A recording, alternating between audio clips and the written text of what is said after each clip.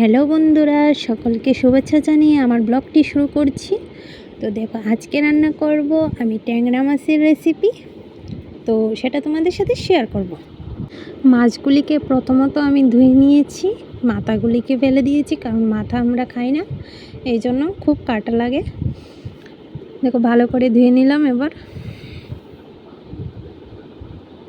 এর মধ্যে সবগুলি মশলা আমি মেখে নেব, হলুদ আর লবণ দিয়ে, আর দিয়ে দিয়েছি, আর তেল দিয়ে দেব।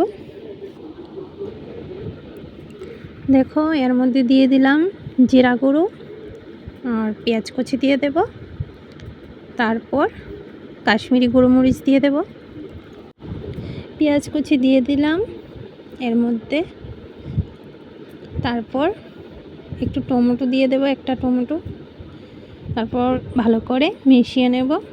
কারণ এখানে আমি তেল দিয়ে দিয়েছি বেশি করে, সেই জন্য কড়াইতে আর তেল দিলাম না।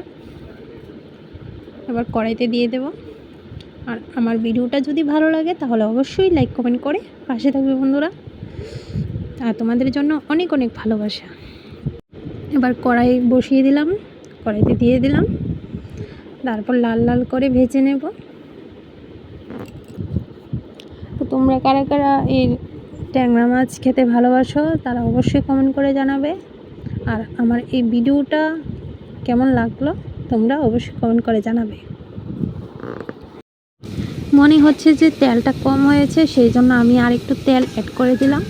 তারপর ভালো করে ভেজে নিচ্ছি লাল লাল করে। তারপর এর মধ্যে একটু জল দিয়ে দেব। দেখো বন্ধুরা, এর মধ্যে একটু ঝোল অ্যাড করে দিলাম। এবার সিদ্ধ হবে একটু একটু করে, তারপর এটা নামিয়ে নেব।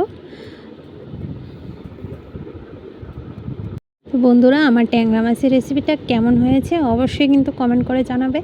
আর আমার ভিডিওটা যদি ভালো লাগে তাহলে অবশ্যই লাইক কমেন্ট করে শেয়ার করে পাশে থাকবে বন্ধুরা।